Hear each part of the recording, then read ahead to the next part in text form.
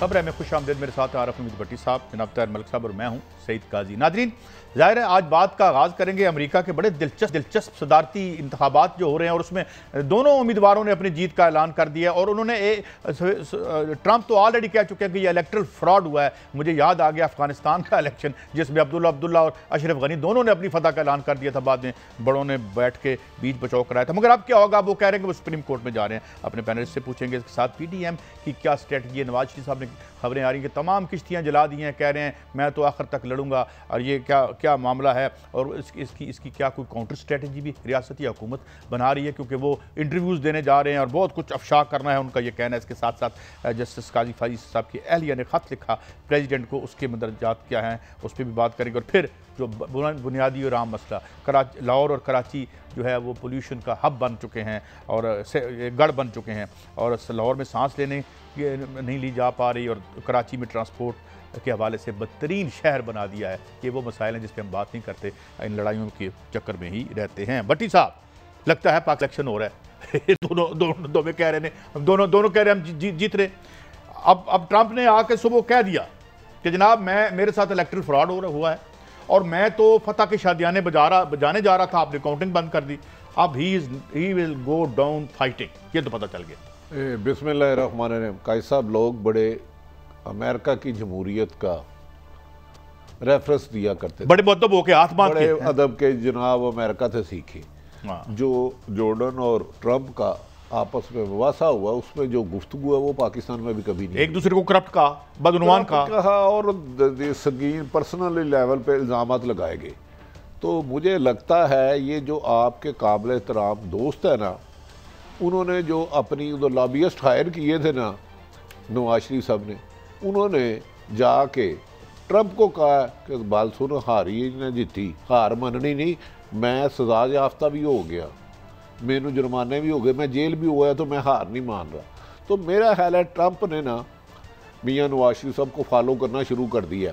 अगर जीता नहीं, तो क्या वो भी मुल्क में से बाहर बैठ के तो अपनी रियासत पर जलगार करने का यानी नहीं इंडिया देंगे? नहीं, मेरा ख्याल ऐसा नहीं होगा। उधर उदारे कुछ थोड़े से कायम है, इधर लंगड़ी लूली हुकूमत है, इस वजह से बाहर भेजते हैं खुद और बाद में कहते हैं कि करना है। लेकिन अब मुझे लग रहा है कि अमेरिका में गली गली मोहल्ले स्ट्राइकें भी होगी। अच्छा बड़ी साहब, कुछ खबरें सारा खरीद लिया गया अभी असला, हाँ ये बताएं ना, असला रिकॉर्ड असले की सेल हुई है। और मैं एक और भी खबर आपको बताऊं, कोई 12 मिलियन बंकर्स लोगों ने खरीदे हैं इन दिनों में, ऐसे बंकर्स के जो बिल्कुल प्रोटेक्टेड हैं।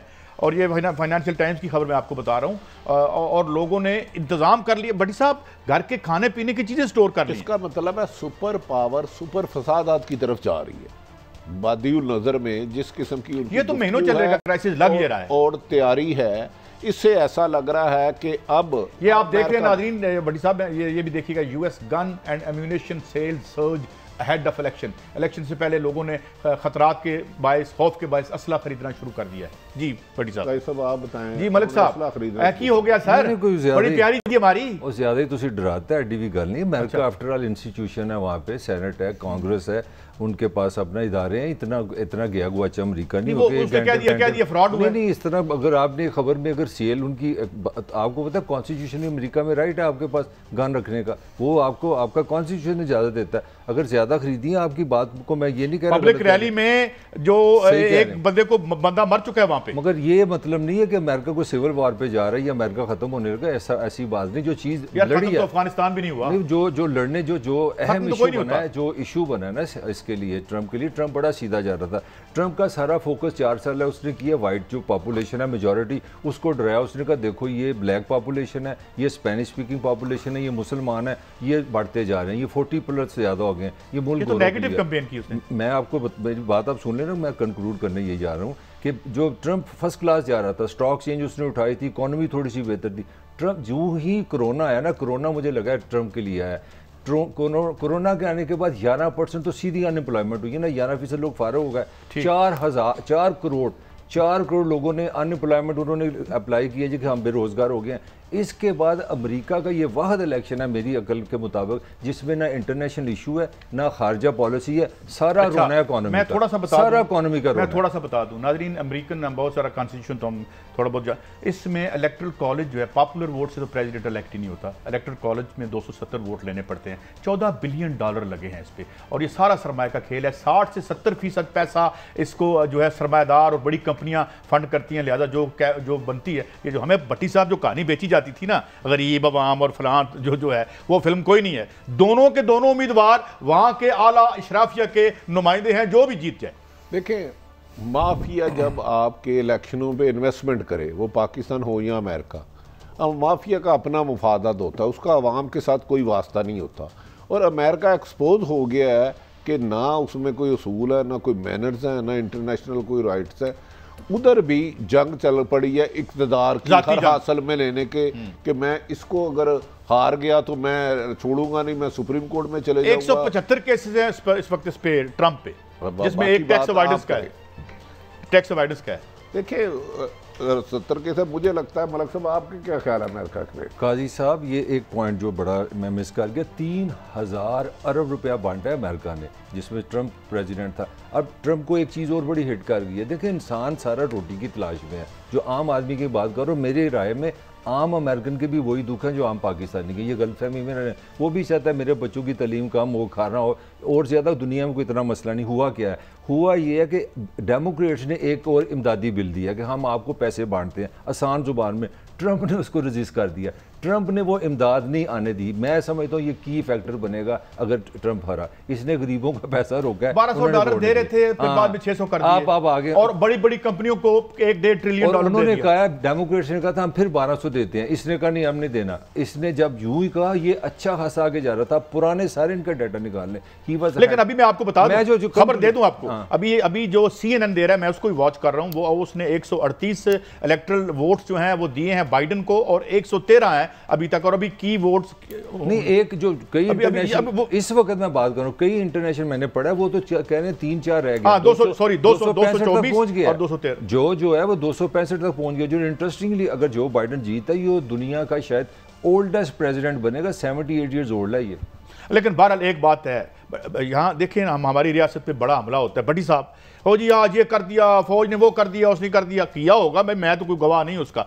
लेकिन ये तमाम जो ट्रोलर्स हैं और जो हमारी रियासत पे टीवी ट्वीट बैक करते हैं, इन्होंने अमेरिका के बारे में कोई ट्वीट नहीं की। देखिए उधर मुलाजमत है पाकिस्तान पे तनकीद करना आसान है। मेरा ख्याल है अमेरिका में पहले भी पेंटागन रोल अपना अदा करता था हर इलेक्शन में। इस दफ़ा आहिस्ता आहिस्ता बिल्ली थैले से बाहर आ गई है, और ट्रंप की और उनकी बयानियाँ जो एक मुबासे हुए करते थे वो तकरार और लड़ाई झगड़े और ज़ातियात पे आ गए।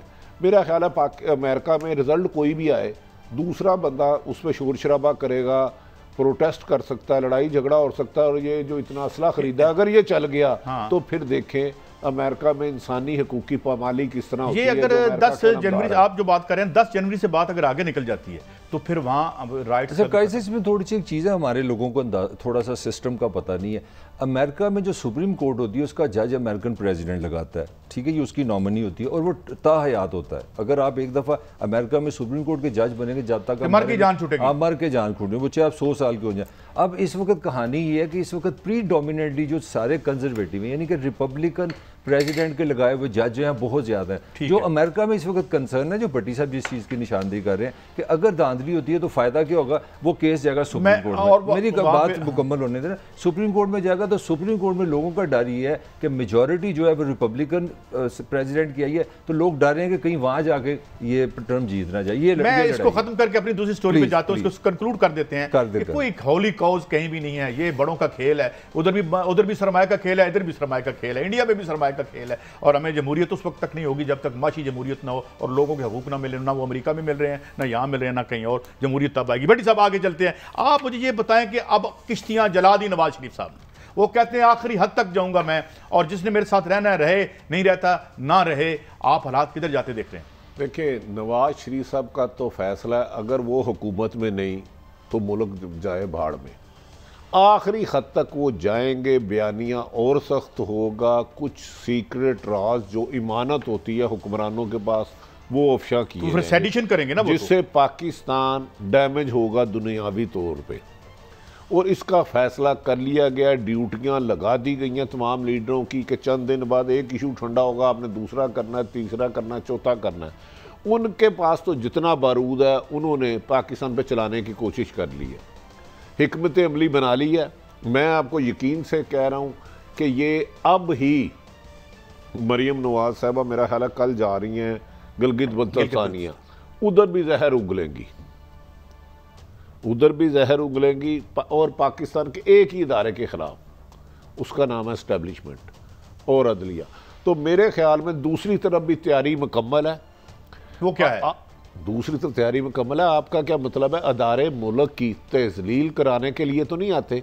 अगर आप कोई प्राइम मिनिस्टर बनते हैं तो आप ओथ लेते हैं मुल्क से वफादारी का, उसके राज को राज रखने का। अगर वो राज अफशा करेंगे तो याद रख ले, आर्मी एक्ट भी हरकत में आएगा, अदालतें भी हरकत में आएंगी और हुकूमत भी हरकत में आएगी। ये तो नहीं हो सकता कि आप एक कैदी को मुल्क से बाहर भेज दें और वो आपके मुल्क में फसाद बर्पा पका दे और हर इशू को उठाए जो आपके दुश्मन मुल्क का बयानी है। अगर ये किसी गलत फहमी में है, वो कुछ एक टाइम दे रहे हैं कि इस पर हुकूमत क्या कर रही है।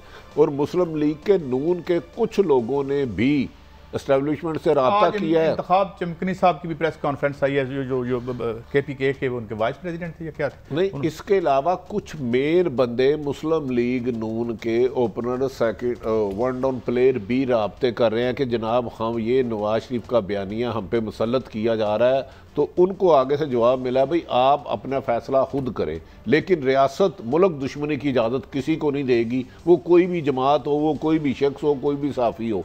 तो मेरा ख्याल है नवाज शरीफ का बयानिए पे अब एहसन इकबाल एक खौफनाक सी स्टेटमेंट देंगे। अच्छा, खौफनाक सी, खौफनाक। और ख्वाजा आसफ को भी तैयार किया जा रहा है, वो अवॉइड कर रहे हैं। शाहिद हकान अब्बासी साहब बीइंग ए प्राइम मिनिस्टर, एक एग्रीमेंट हुआ था चीन के साथ, हो सकता है ये जो सी पैक है इससे रिलेटेड कोई ऐसी गुफ्तगू करे जो पाकिस्तान के लिए प्रॉब्लम का बायस बने।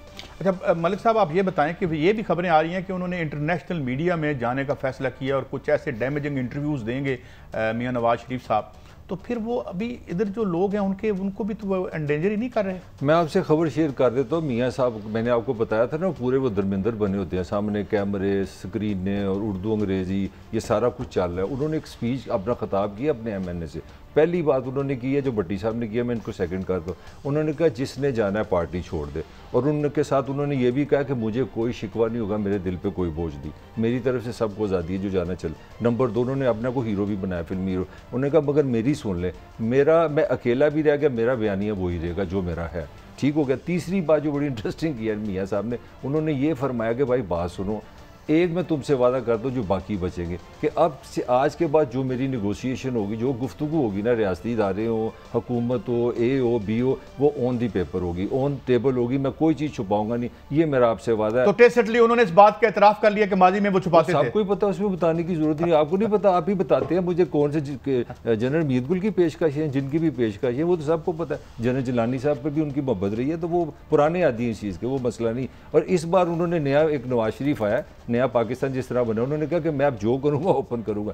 ये 3 चीज़ें। और चौथी चीज़ बड़ी एक इंटरेस्टिंग हो रही है, वो ये है कि नवाज शरीफ प्लानिंग ये कर रहा है कि लाहौर को 13 दिसंबर को जो जलसा होगा, सारे MNA, सारे MPA नवाज शरीफ के पाँव में अपने इस्तीफे रख देंगे कि मियाँ साहब सारे इस्तीफे तुसी रखो। आपके पास खबर कुछ मुख्तलिफ ये खबर है। 1% मेरे ख्याल में ऐसा नहीं होगा। मेरी आज मुस्लिम लीग के लोगों से हुआ, वो है आखिरी तुर्क का पत्ता।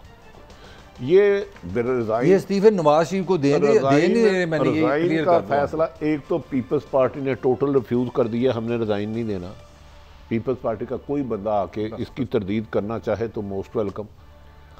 नून लीग ने रिजाइन कभी नहीं देंगे क्योंकि इन्होंने एक धरना देना है। एक ही इनके पास प्लेटफॉर्म है, अगर इनके बंदे असेंबलियों से बाहर चले गए तो फिर मौलाना बंदे हैं वो जलसा तो जलूस कर नहीं सकते। मैंने ये कहा ये इस्तीफे नवाज शरीफ को जमा कराएंगे, देंगे या नहीं देंगे ये फैसला नवाज शरीफ एक फिर नुमाइशी सी बात है ना, जो भी है। मैंने तो आपको बड़ी साहब खबर दी है। आप मलक साहब बताएं, आपके पास मजीद क्या खबर है? भाई यही खबर है आपको। दूसरी जो आपने खबर दी है वो भी सही दी है आपको कि पीपल्स पार्टी पे मोहब्बत करम का इस वक्त सीजन आ चुका है, 10-12 सीटें मिल रही हैं। वो लड़ाई के चक्कर में नहीं। और मैं दूसरी भी खबर बता दूं, मौलाना अकड़े हुए हैं।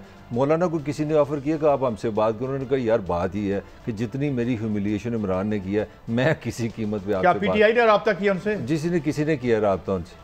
तो अच्छा, ये साहब एक बात देखें, इधर से एक खामोशी है, उधर से अटैक पे अटैक आ रहा है, धमकियां आ रही हैं हमने इंटरनेशनल मीडिया। हालांकि ये सेडिशन है, आर्टिकल 6 इन्वोक हो जाती है अगर आप अपना हलफ तोड़ते हैं रिटायरमेंट के बाद भी। तो भट्टी साहब आपको इस जंग का एंड क्या लग रहा है? कत्लो गारत, कत्लो गारत, कत्लो गारत, ब्लड शड। तो यही चाहते हैं सर? ये नहीं, वो तो चाहते हैं। वो तो इस वक्त दुनिया में अगर कोई पाकिस्तान में मार्शाला लगवाना चाह रहा है तो उसका नाम है मोहतरम मियां मोहम्मद नवाज शरीफ। अगर कोई मार्शाला में रुकावट है तो इस्टेब्लिशमेंट। इसकी हिकमत अमली बगैर पूरा पेपर वर्क करने के बाद ही अदारों पे हमले का फैसला किया गया। उसी के बाद ही जो आपकी सीक्रेसी है, जो राज है, जिसका ओथ है, उनको तोड़ा गया कि ताकि उन्हें पता है कि ये हुकूमत डिलीवर नहीं कर पा रही, इसकी परफॉर्मेंस ज़ीरो है, लोग इनसे तंग आ चुके हैं। एक मरियम औरंगज़ेब ने इनको आगे लगाया हुआ है, सिलेक्टेड का बयानिया उसने लोगों की ज़ुबानों पे चढ़ा दिया, चीनी चोर मिट्टी चोर चढ़ा दिया, 10 मिनिस्टर बदल चुके हैं। तो हुकूमत डिलीवर नहीं कर पा रही। लेकिन भट्टी साहब माफी चाहता हूँ, सवाल है, क्या आवाम को, ये आपसे भी पूछता हूँ, आवाम को पता नहीं है कि इनका मकसद कोई महंगाई कम करना, ये मसला नहीं है? देखिए, आवाम को बेचारी को सही पता होता, अपने हकूक के लिए फाइट करना होती तो ये बार बार हम पे मुसल्लत होते। अब हमारे पे मुसल्लत तो नहीं होते, इसके बावजूद थोड़े ज़्यादा लोग कोयटा में थे तो सही ना, कराची में थे तो सही ना, गुजरांवाला में थे तो सही ना, वो ग्राउंडें खाली तो नहीं थी। ये सारा नुकसान हो रहा है हुकूमत की नाअहली, करप्शन, बार बार लोगों के बदलना, दर्जनों दफ़ा अफसर बदल दिए गए, दर्जनों बदल, ये काम ठीक नहीं किया इन्होंने। तो मेरा एक ज़ाती ख्याल है इसमें इस्टेब्लिशमेंट को बदनाम कराने में हुकूमत की नाकस कारकर्दगी का बहुत खाता है और मियाँ साहब उससे भरपूर फ़ायदा उठाना चाह रहे हैं। ये फिर ये आपका भी यही बयानिया है मलिक साहब कि ये लड़ाई तो इन बड़ों की आपस में हो रही है, पीछे लोग लाचार हैं, इधर पहले भी मार खाते रहे हैं। लोगों का तो तल्लक नहीं, मगर हम तो जो पॉलिटिकल प्लेयर हैं उनकी बात करें। नवंबर में उनका प्लान ये है नवाज शरीफ साहब का कि हम वो बयानिया पकड़ेंगे गिलगित में धांधली का। आपको पता उन्होंने कल भी धमकी दे दी है कि हम अपना गवर्नर हो जो गिलगित का उसके सामने उस पर करेंगे, उस पर धरना देंगे। वो एक चीज़ ये इस्टेब्लिश कर रहे हैं और दिसंबर को वो रिलेट करना चाह रहे हैं 1971 के दिसंबर से, कि तब भी वो ये नई थॉट ये लेके आ रहे हैं कि तब भी आपने वोट को इज्जत नहीं की दी थी, अब भी आप वोट को इज्जत नहीं दे रहे। वो शेख मुजीबुर रहमान की वही आर्गूमेंट ला रहे हैं ना, क्योंकि 13 को जब आपका जलसा होगा कि वोट को इज्जत तब भी नहीं दी थी। शेख मुजीबुर रहमान बन रहे हैं, वो बन चुका है, आपको शक है? नहीं, बांग्लादेश की जो सूरत हाल थी आज वही सूरत हाल है। नवाज शरीफ का आर्गूमेंट वो होगा कि वोट को इज्जत दें। वो कहते हैं आपने और नोट को इज्जत दे। भाई नो वोट को इज्जत दे तो मुल्क से भागे हुए इधर, अगर आज मलिक साहब डाल नहीं सकते। वोट की क्या इज्जत है? मुझे एक बताएं, ना अस्पताल, ना दवाई, ना दारू, ना नौकरी, अपने आप बंदे जिंदा रह रहे हैं, वोट को इज्जत दो, ये बड़े मुनाफिकाना नारा नहीं लगता आपको? काई साहब सच्ची बात है, पॉलिटिकल चाहे पीटीआई हो, चाहे पीपल्स पार्टी हो, चाहे Muslim League Noon. I have no defence, you are 100% right. इस सियासी निजाम में आम आदमी को कुछ नहीं मिला और मैं समझता हूँ इस वक्त पाकिस्तान का सियासी कल्चर टोटल इंडिफरेंट है। लोग बेगाना हो गए, थक गए इस निजाम से। अब भट्टी साहब, अब लोगों में ये खौफ है कि यार पहले वो मार के गए ने, हुण इधर भी कुट पै रही है, अब फिर वो दोबारा आ रहे हैं, मतलब लोग अजीब तज़ब्ज़ुब में। सब मेरे ज़ाती ख्याल में तो ना नवाज शरीफ का आवाम के साथ कोई रिश्ता था, ना इमरान खान साहब का दूर तक रिश्ता है। एक बहुत बड़ा मनी लॉन्ड्रिंग का केस वज़ीर आज़म साहब के पास गया, उन्होंने कहा छोटा चोर है, थोड़ा ठहर जाओ। उस बंदे ने सिफारिश कल भी ये कहा था, बड़े चोर कौन से पकड़े? मैं तेरे ते इतना पैसा लाया, तेरी इतनी फेवर की है। अब मैं क्या बताऊं। अब बदकिस्मती ये है कि इमरान खान कारकर्दगी बजाय अपोजिशन को दीवार के साथ लगाना चाह रहा है। थोड़ा सा फॉलो अप मुझे चाहिए आपसे। अपना लूटा हुआ माल कहता है मेरे पास हुकूमत नहीं है तो इक़्तिदार किसी के पास भी ना रहे, और पिसेगी गरीब आवाम। ये दोनों लोग, इमरान खान भी शायद हो सकता है मुल्क से चले जाए या इधर ही रहे, लेकिन याद रख ले नवाज शरीफ जो खेल खेल रहा है ना, ये खूनी खेल की तरफ। मैं बड़ी साहब ब्रेक से जाने से पहले इस तरह मैं कहना चाहूंगा कि वापस जब आएंगे तो कल आपने बताया था हमें कि बड़े मनी लॉन्ड्री के गिर्द घेरा तंग हो रहा है और उसका भी शाखसाना यही है जो मियाँ साहब कर रहे हैं। क्या होगा आने वाले दिनों में? और साथ ही हम काजी फाइज साहब की अहलिया ने जो खत प्रेसिडेंट को लिखा है, उसमें उन्होंने क्या बातें की हैं वो हम आपके साथ शेयर करेंगे और आप अपने दोस्तों से कमेंट लेंगे एक ब्रेक के बाद।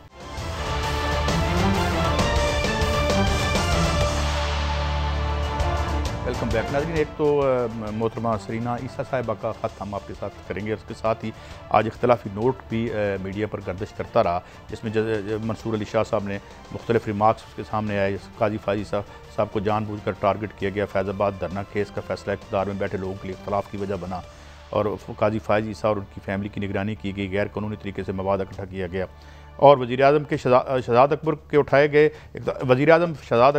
गए इक़दामात से लाइल्म थे और ये और रेफरेंस कालादम करार दिए जाने के बाद जज साहब के अहल खाना की जायदादें टैक्स मामलात अवामी मफाद के ज़ुमरे में नहीं आती। ये उनकी इख्तलाफी राय, मगर ये हम आपको अर्ज़ कर दें कि इसकी यानी फ़ैसले में इसकी कोई हैसियत, असल फ़ैसला वही है जो भट्टी साहब मेजॉरिटी डिसीजन था। मगर मैं एक और तरफ आता हूँ भट्टी साहब, ये बहुत सी चीज़ें आप अपनी स्क्रीन पर चलाइएगा। काजी फाजी साहब की एहलिया ने जो ख़त लिखा है प्रेसिडेंट को, मैं सीधा आता हूँ ये इस आखिरी। भट्टी साहब आपसे सवाल है, किसी के इशारों पर नाचने वालों, ये सरीना ईसा साहिबा कह रही हैं, हम वाजे करना चाहते हैं कि अगर हमें नुकसान पहुंचा तो इनके नाम फैटफ, इंटरपोल और अक़वाम मुत्तहिदा को भेजे जाएंगे। सरीना ईसा। अच्छा कायद साहब, मैं नहायत काबिल एहतराम है कायद ईसा साहब उनकी बेगम, क्या इस मुल्क में सिर्फ नाइंसाफ़ी उनके साथ हो रही है?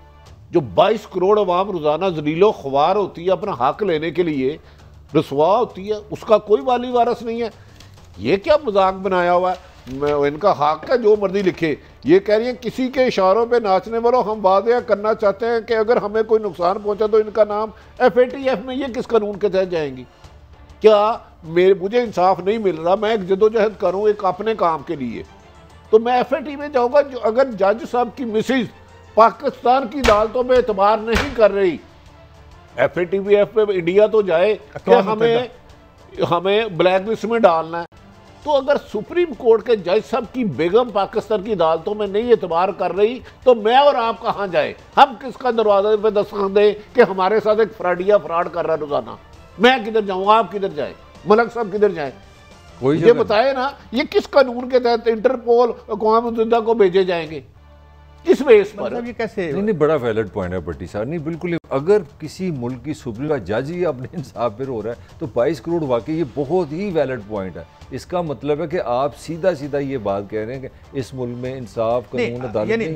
देखें आप जिस अदालत का हिस्सा हैं उसकी बजाय आप इंसाफ फैटफ से या अक़वाम मुत्तहिदा से मांगेंगे? नहीं, FATF तो मनी लॉन्ड्रिंग से रिलेटेड। ये क्या पाकिस्तान की अदालतों के खिलाफ जाएंगी? इधर सुप्रीम कोर्ट तो चले गई है, पाकिस्तान में सुप्रीम कोर्ट से ऊपर तो अल्लाह की अदालत है ना। मुझे बताएं, ये कोई गैर मुल्की के पाकिस्तान दुश्मन के मैं जाऊंगा, ये किस कैपेसिटी में जाएंगी? अगर एक सुप्रीम कोर्ट के जज साहब को उनकी बेगम साहिबा को अदालतों में एतबार नहीं, तो मुझे बता दें 20 करोड़ अवाम के साथ जो नाइंसाफ़ियाँ जुल्म होता है, ये कहाँ जाए? ये किस अदालत में जाए? ये अल्लाह की अदालत में जाए ना। बस अल्लाह की अदालत तो हर वक्त खुली होती है, वहाँ ना वकील कराने की ज़रूरत होती है 2 करोड़ रुपया देने की, ना डॉक्यूमेंट्स। उधर ये सारे फरिश्ते लिख रहे होते हैं दाएँ और बाएँ वाले। मतलब है अनबिलीवेबल है ये मोहतरमा का हाथ। मुझे तो कादी साहब समझ नहीं आ रही। एक दो चीजें और आप इस पे क्यों नहीं कोई अपना रिमार्क्स? नहीं, मैं तो आपका एंकर हूं ना। एक कमेंट जो है उनका वो बड़ा सीरियस है। उन्होंने कहा कि आपने उन्होंने जो तफसीली फैसले का रेफरेंस दिया, उनका कहना है कि सुनी सुनाई बातों पे आपने रेफरेंस दिया है, और उनका कहना है कि तफसीली फैसले की रोशनी में आपका रेफरेंस आईनी और कानूनी नहीं है। ये वो सदर पाकिस्तान से कह रही हैं। इस पे आप क्या कहते हैं? वो तो उन्होंने देखे इसमें 2 बातें, वो तो सीधा इल्जाम लगाया कि ये गैर कानूनी आपने किया रेफरेंस। नहीं, ये क्रैश हो गया ना। उसमें ये लेटर के मुताबिक प्रोसीजरल इशू थे। उस फैसले की 3 अहम बातें। पहली बात तो ये थी कि ये जो एसेट रिकवरी यूनिट है ये लीगल है, बदनीति पर मबनी नहीं था उसमें। और तीसरा ये कि जो आपने इन्फॉर्मेशन हासिल करने की आपको इजाज़त है, ये स्टील नहीं की गई।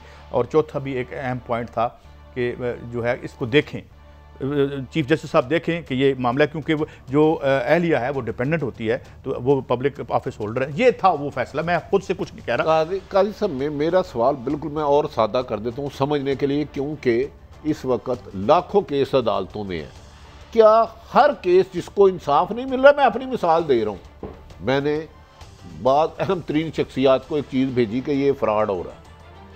अब मैं क्या FATF में जा सकता हूँ? क्या ये अपनी हुकूमत पे भी एतमाद नहीं? की बात की बड़ी सर, हमें हुकूमत पे भी एतमाद नहीं, पाक फौज पे भी एतमाद नहीं और सुप्रीम कोर्ट पे भी एतमाद नहीं।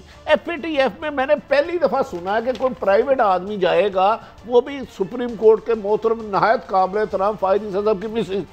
ये किस कानून, ये है कानून? अच्छा, एक और सवाल है मेरा आप दोनों से। भट्टी साहब, आप प्राइम मिनिस्टर हैं या आप कोई ऑफिस होल्डर हैं, आपने हलफ उठाया मैं इस रियासत के साथ जो है इसका वफादार रहूँगा और इसके राजों का अमीन रहूँगा। यही काम नवाज शरीफ साहब ने भी किया था। तो अब जिस रियासत में इन्होंने हुकूमत की और हल्फ उठाया, उसके खिलाफ यानी ये 3 दफ़ा जिसके प्राइम मिनिस्टर भी वो रहे हैं, इधर तो चलें और मामला नहीं, ये कहते हैं ताकतवर लोग ये भूल जाते हैं कि उन्होंने अगले जहान अल्लाह को जवाब देना है। नहीं, हर ताकतवर ने देना है। वो जनरल है उसने भी देना है, जज है उसने भी देना है, साफी है उसने भी देना है। आप जुल्म करो तो आपको ठंडक पड़े, हम खा भी लें तो हमारा जुल्म बन जाए। ये जीबो गरीब रस्म चल गई है कि आप खुद ही जज बन जाते हैं, खुद ही आर्मी चीफ बन जाते हैं, खुद ही प्राइम मिनिस्टर बन जाते हैं। मेरी तो समझ से बाहर है। क्या देखिए भट्टी साहब, आपकी बात हम तो एहतराम अदालतों का करते हैं कि एक फैसला किया। यार मेरे लिए सुप्रीम कोर्ट से ऊपर पाकिस्तान में कोई अदालत नहीं। उन जज साहबान का कोई भी सुप्रीम जज एक एक लफ्ज लिखा मेरे लिए आखिर है। उसके बाद मैं कैसे FATF में जा सकता हूँ? मुझे ये समझाएं, यहाँ तो मुझे भी इजाजत दे देना कि मैं फ्रॉड के लिए 2 साल से मेहनत कर रहा हूँ कि एक बंदा जालसाजी, रोजाना जालसाजी कर रहा है। उसमें अदालत में भी वो केस सुप्रीम कोर्ट में जा चुका, जाजुल हसन साहब भी सुन चुके हैं। मेरा एक मौकफ ये है कि ये मोहतरमा क्या कानून के मुताबिक, यहाँ हम किसी आईनी माहिर से पूछ लेते हैं ये बात, क्या इनका ये बयान, ये लफ्ज़ ठीक है, ये जा सकती हैं कानून? अगर ये जा सकती हैं तो फिर मैं भी क्यों नहीं जा सकता? देखिए, मैं एक आपको मिसाल देने लगा था कि यहाँ पे हुदैबिया पेपर मिल केस आया था। मेरे ख्याल में मैं माफ़ी चाहता हूँ, मैं टोकरों में माफ़ी चाहता हूँ। मेरे ख्याल में वो ओपन एंड शट केस था, उससे बेहतर केस है ही नहीं। लेकिन सुप्रीम कोर्ट के जज साहब ने फैसला दे दिया, क्या उसके बारे में मैं ये भी कहा कि जी इस पर आप कमेंट नहीं कर सकते, यानी आप कमेंट भी, तो हमने उसका एहतराम किया। नहीं, हम पे तो वाजिब है यार, अदालतें हमारी हैं, ये जज साहबान हमारे हैं। लेकिन मोहतरमा का ये बयान कादी साहब मेरी समझ से बाहर है कि पाकिस्तान का कोई शहरी अगर उसको पाकिस्तान के किसी भी इदारे से कोई इख्तलाफ है तो FATF में जा सकता है, या अक़वाम मुत्तहिदा में जा सकता, इंटरपोल में जा सकता है, अक़वाम मुत्तहिदा में जा सकता है। मैं आपसे एक सवाल करना चाहता हूँ मलिक साहब, दुनिया में बहुत बड़ी तहरीकें चली और लोगों ने अपने मुल्क में रह के अपने इदारों एहतजाज किया, इनकलाबात किए। नेल्सन मंडेला जो है वो बाहर से जाके हमले नहीं कर रहा था, या जब मौ ज़ेतुंग इनकलाब कर रहा था। ये कौन से लीडर हैं और ये क्या है? आएँ, इस मुल्क में रहें, जुलूस निकालें, जल्द से निकालें, अवाम को मोबिलाइज करें।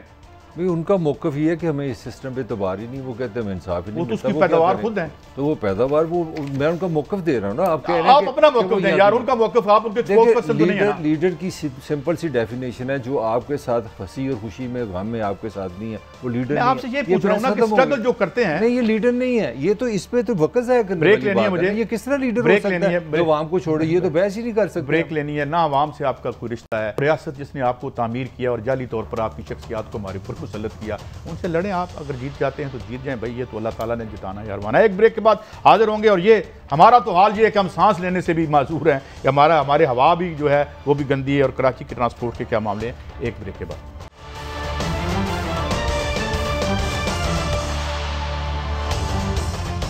Welcome back. मलिक साहब, एक तो पानी की जो क्वालिटी है, सारा इंडस्ट्रियल वेस्ट जो है हम बड़े शहरों में और ख़ास तौर पर लाहौर में वो नीचे कर देते हैं। बच्चों की अज़ा जो हैं वो टेढ़े हो जाते हैं, ये लाहौर के नवा में। साथ ही एयर क्वालिटी भी नहीं है। ये फिर मियाँ साहब लड़ाई से लड़ लें, हम पे फारूक होकर ये काम करेंगे? नहीं, ये तो आपका खुला सबूत है ना कि हमारी सियासत अवाम के लिए नहीं है। सारी सियासत का, इंतखाबात का, मीडिया का, डिस्कशन का सिर्फ एक मकसद है कि आम बंदे की, लोगों की ज़िंदगी अच्छी हो। और ज़िंदगी अच्छी कहाँ आती है? जहाँ शोर ना हो, यहाँ सुकून हो, आलूदगी ना हो। अब लाहौर की सुन ले, दुनिया के टॉप 3 सिटीज़ में आता है। और मेडिकली स्पीकिंग में आपको बता दूँ, जो एयर क्वालिटी के 32 नंबर को कहते हैं फेयर, अच्छी फ़िज़ा जिसमें इंसान को रहना चाहिए।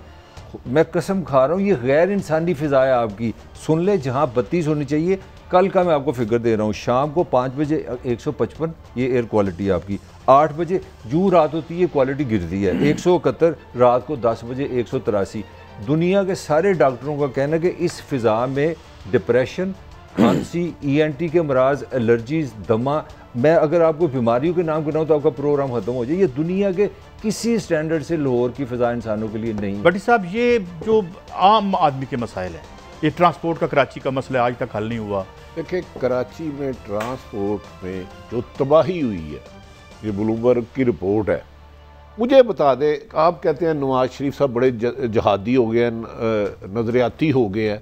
ना इस कौम को 70 सालों में साफ पानी मिला, ना रहने के लिए छत मिली, ना तालीम की सहूलतें मिली, ना सेहत की सहूलतें मिली, ना इंसाफ की सहूलतें मिली।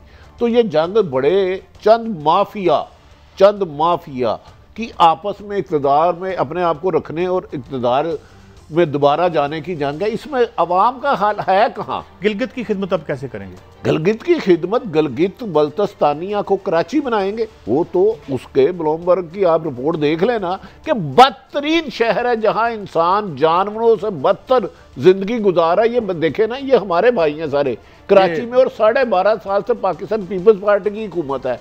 क्या बिलावल साहब ये कल्चर उधर लेके जाएंगे? मलिक साहब, ये ऐसे ही होगा।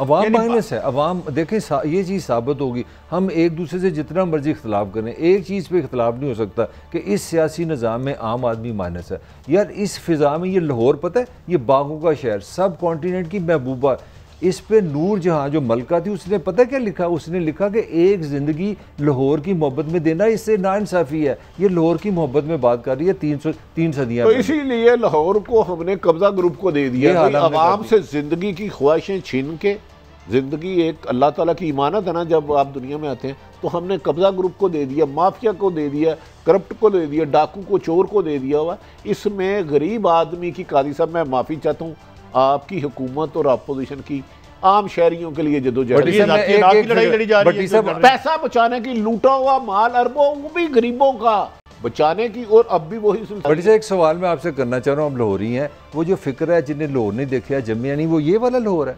उन्होंने कहते हैं लाहौर जम्मिया मारी जाए। इन्होंने ये लाहौर के हालात कर दिए हैं कादी साहब, और कराची उससे बदतर है। आप मुझे बताएं जमहूरियत होती है, अवाम की हुकूमत, अवाम के लिए, अवाम के जरिए, अवाम है कहाँ किसी भी हुकूमत में? मुझे साफ पानी प्रोजेक्ट का क्या हुआ था कादी साहब? वो जिन्होंने खजाने को साफ करना था, खजाना साफ करके ले गए।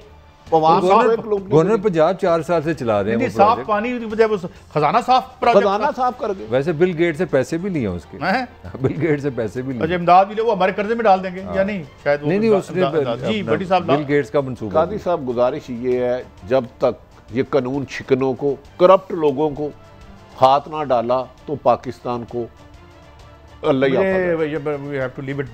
ये हैं अवाम के मसाइल, ये ज़ाती लड़ाइयों से कब बाहर निकलेंगे। इजाज़त, कल फिर हाजिर होंगे। अल्लाह हाफ़िज़।